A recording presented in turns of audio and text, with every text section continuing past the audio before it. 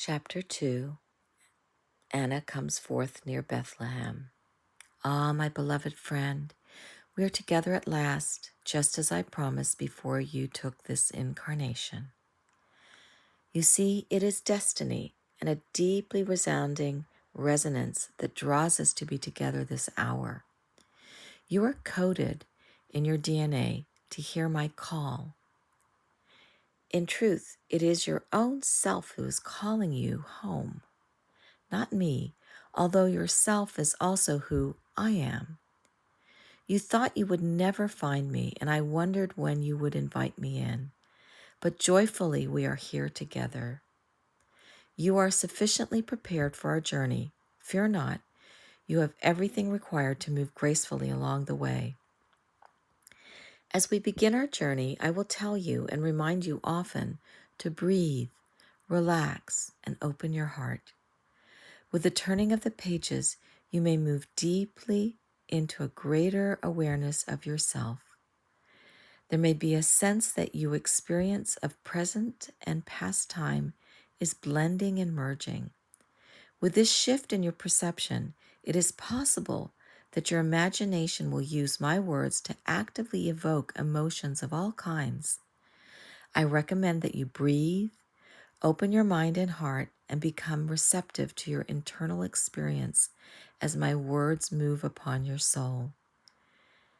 If you're resisting your feelings that may come with the words, images, and remembrances, there could be some discomfort. My story, in a sense, is the journey perilous taken by the Grail Knights. Remember this, my friend. You determine the timing and the pace of our mutual adventure. One of the requirements I ask of you, as I suggested in my letter, is to be willing to let go of any preconceived notions you may have of me or of the characters represented in my story. First of all, I suggest that you remove me from any pedestal that you might have placed me on as Saint Anne.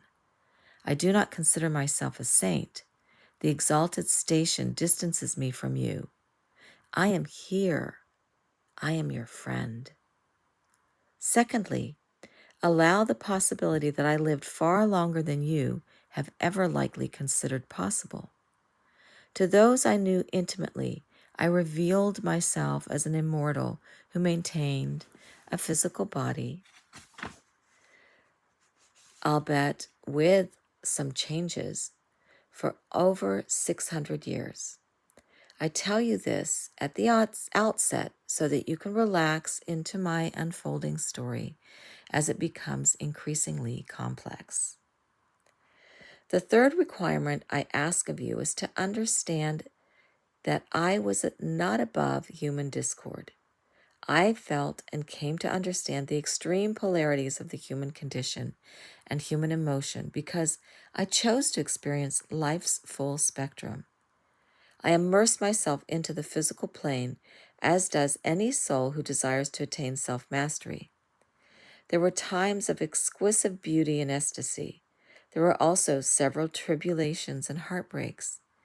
In truth, beloved, my physical life was little different than yours, except that my long years in the same body was something you have not yet experienced. I share this with you so that you may come to know you can also accomplish all that I did and even more. Anna continues, for purpose of simplification, the commonly used Gregorian calendar will be used for dates instead of the Hebrew calendar. It was in December of the year 612 BC that a child had been born in the village of Etam, just 3 miles south of Bethlehem in Judea, a descendant of the tribe of Judah, Levi, and Joseph. This child was named Hannah, after the mother of Samuel the prophet. Her birth took place about 358 years after the reign of David the king, and some 110 years after the kingdom of Israel had been conquered and carried away into captivity by the Assyrians. Hannah was the physical aspect of my multidimensional soul who prepared the body through which I, Anna chose to re-enter the drama of earth on the 23rd day of May in the year 596 BC. A sore drama it was, for Babylon was now coming forth to rule the hearts of men and women who had forgotten their innocence before the Lord.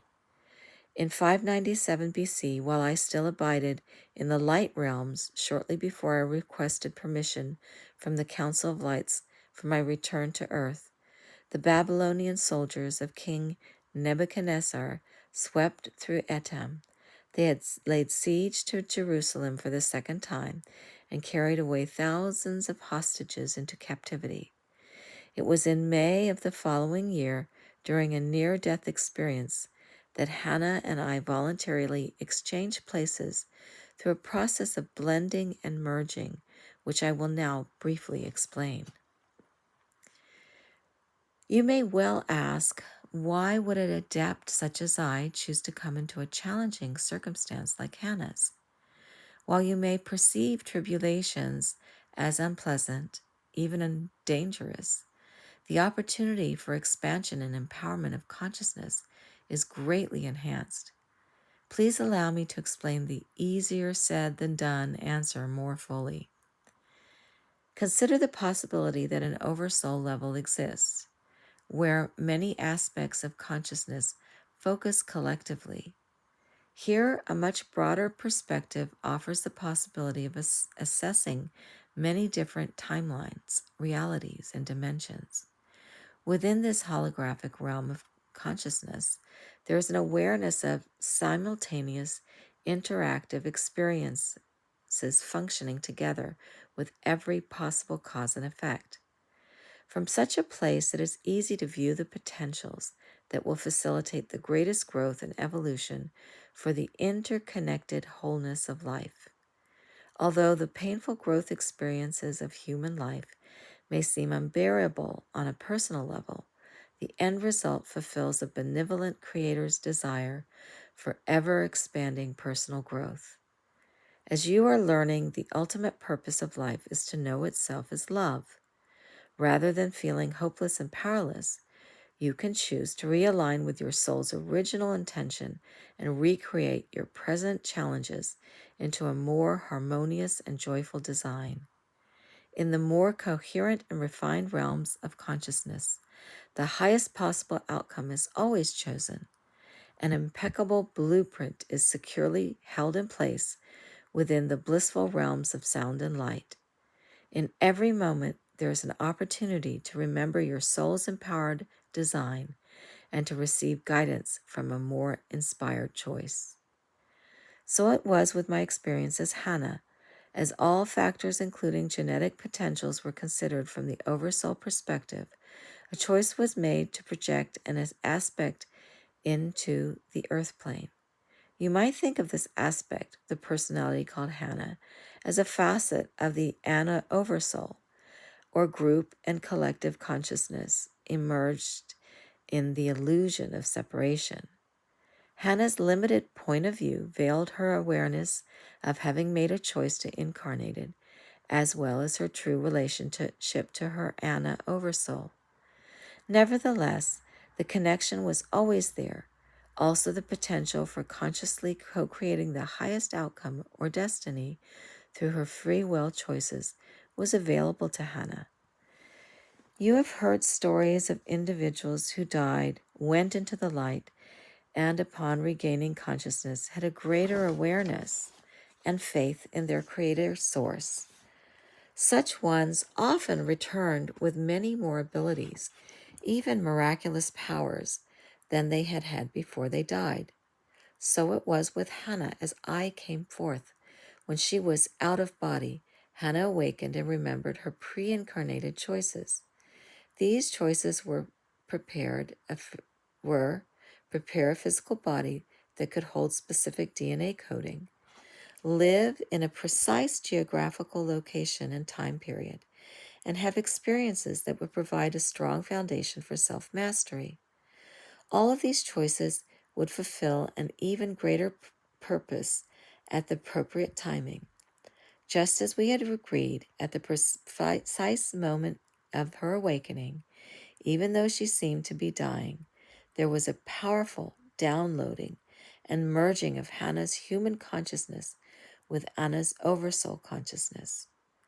Understanding Hannah's relationship to her oversoul could assist you to make a deliberate connection with your own oversoul consciousness. With this preliminary explanation about why Hannah and I, her higher self called Anna, exchanged places, let us return to my story.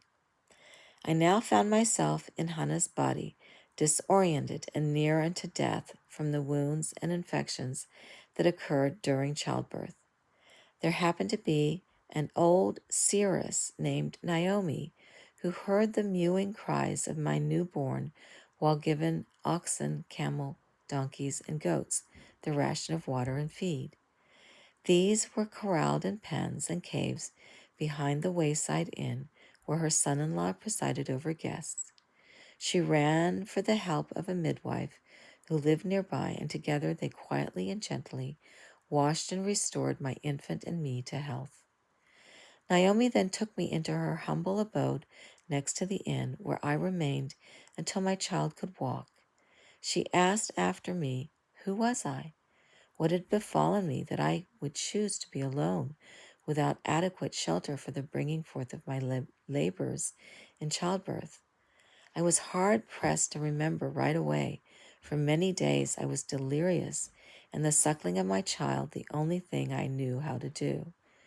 I was young of body as I looked upon my form, perhaps 16 at the moment. With patient understanding, Naomi nursed my mind and body. She knew the human psyche and could read my palms and face, could look into the past and future, and could commune with my soul across time and space. Thus, this dear one read my book of life and thought she did know as one who is an adept. Her intuition was highly developed.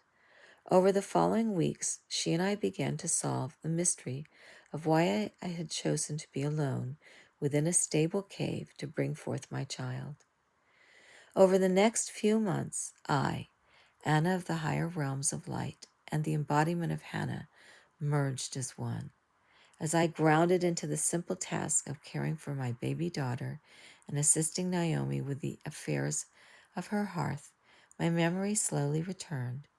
I recovered quickly, and once I got my bearings, for indeed the energies I brought were of much higher dimension, Naomi and I gradually pieced together the story of Hannah and how she had come to be with child, and I was then able to heal the wounds that tore at her heart and soul. Briefly now, I will tell you the story, though upon details I shall not linger. Several weeks before her ascended wedding, Hannah and her childhood sweetheart, Thomas, came together in the heat of their youthful passion, and Hannah conceived in her womb. They held their secret tryst. However, before marriage ceremony could take place, Thomas was captured and carried away. Soldiers of Babylon poured into the villages, taking women and children hostage.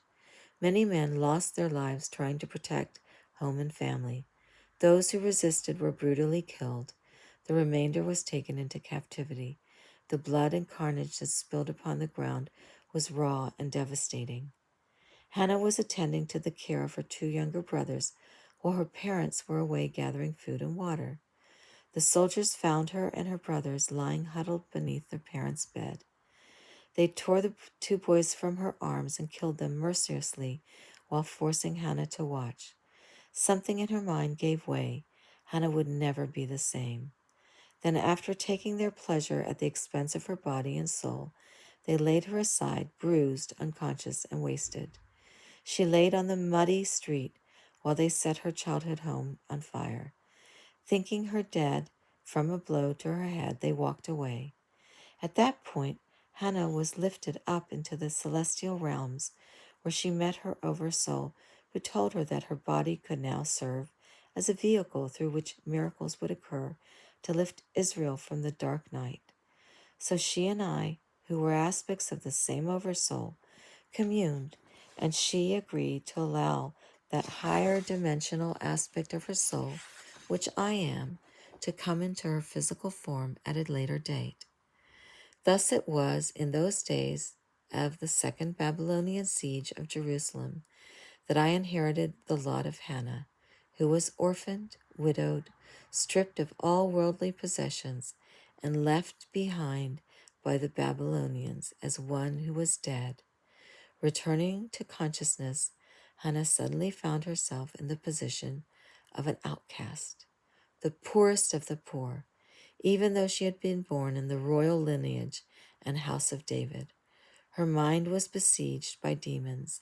Most of those who would have sheltered her had been carried away, and those relatives of high class who remained in Etam scorned her as one defiled, justifying their indifference by the law of Moses. Thus, wandering in the wilderness of her soul's dark night, Hannah carried Thomas's secret child until the appointed hour when her purpose for being would be fulfilled.